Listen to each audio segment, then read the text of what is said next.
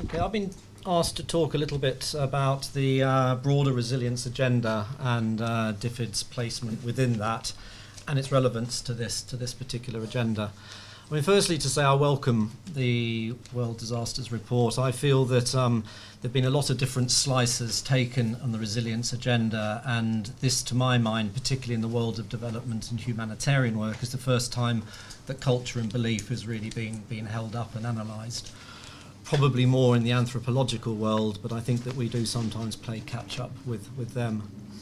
So it was 3.5 years ago, and there are some characters in the room I recognise who were part of the Humanitarian Emergency Response Review, the Ashdown report. It was an independent report to DFID, so we didn't have any say in what the outcomes were going to be.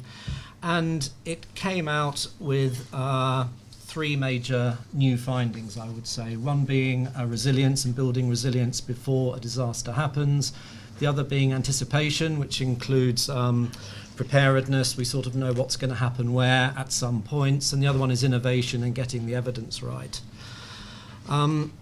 We accepted those three big, broad new areas, and we developed our humanitarian policy, which was very much around building resilience to disasters, and we term this sort of natural and man-made disasters. So we tried to bring the disaster risk reduction agenda into the context of conflict and insecurity, and also other policy areas like climate change as well, and the social protection agenda. So we developed our humanitarian policy, and we also started developing a number of sort of papers which was defining what we meant by disaster resilience. We were very mindful that resilience can be in many different things, sort of earthquake-proofing buildings, child psychology, and our particular take from Chase was very much around resilience to natural and man-made disasters. So that was our framing. We've been working on this, as I say, for probably longer than 3.5 years, because we were doing work with NGOs and ODI and IDS looking at the resilience agenda and kicking it about to see whether it was useful to us. We now very much have, the work that I'm leading on is embedding disaster resilience in countries where we work. So trying to get it from frameworks and definitions much more into programs and what country officers are doing. And I guess our sort of, high performers are probably Ethiopia, Kenya, Bangladesh and Nepal.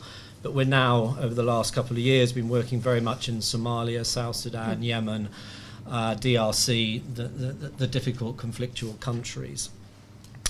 We've also been developing a number of learning and evidence products, looking at value for money studies, measuring resilience, which I know a lot of other people are doing as well, and also financing for this. So we've got a lot of multi-year humanitarian programs at the moment which have contingency budgets, and these humanitarian programs stretch over 3, some are 4 years. And it really is trying to get an element of sort of predictability within the chronic sort of contexts. We're also very interested in bringing together, as I said earlier, the different policy areas. So you've got your humanitarian policy, but very much related to disaster risk reduction, climate change, the whole social development, safety net story. The other work I'm looking at is cash transfers as well, so moving a little bit away from the sort of food aid, non-food items, and seeing where it is more appropriate to the context to transfer cash instead of things, stuff as we call it. We also have a piece of work on political champions, which is our international engagement, and this is very much trying to get the resilience agenda into the big agencies. And on the political champions, we have USAID, UNDP, the World Bank, a couple of national countries, Haiti and Bangladesh, and this is to try and get that sort of embedding within from the top down as well as the bottom up. And I think all of these are relevant to the topic today, but the other big push we're having at the moment is very much looking at national leadership in humanitarian response. So where national governments are capable and able and willing to make it much more their leadership, their coordination, and wherever possible, their financing, and getting that down to the community level impacts as well. What I like about the report is that it not only focuses on communities, beliefs and cultures, but it also looks at institutions and agencies, basically us. And I was very aware, I mean, in our sort of dealings with the external architecture that is the humanitarian and development world, the culture, say, in the UN institutions is very different to the culture of the NGOs, Tear Fund, Plan International. And I think that where these agencies are working together, that cultural difference and those differences in beliefs to a certain extent can play out. Also within the donors, I mean, you know, if you think about Japan, UAE, UK, China, the US, we all have different language, we all have different financing aspects, and we've sort of developed slightly organically in very different ways. And maybe it's good that there is diversity in the workplace, so you know who to go to if you are going to do different programming. I don't know. But culture can change. I think that's also very important. I had something sent round to me last week, a web link. Kim Jim of the World Bank is calling for global contingency budgets. And this for the World Bank is quite a new area of work, that they are going to start calling for funding to work in the fragile and conflict-affected states. The sort of context that is West Africa, which I think is what brought this new thinking about. So finally, just from my side, have I got a couple of minutes? Yeah. Mm-hmm. Okay, I'll just finish up on West Africa and Ebola, and just very, very aware how timely this report is in the spread of Ebola around Sierra Leone, Guinea, and Liberia.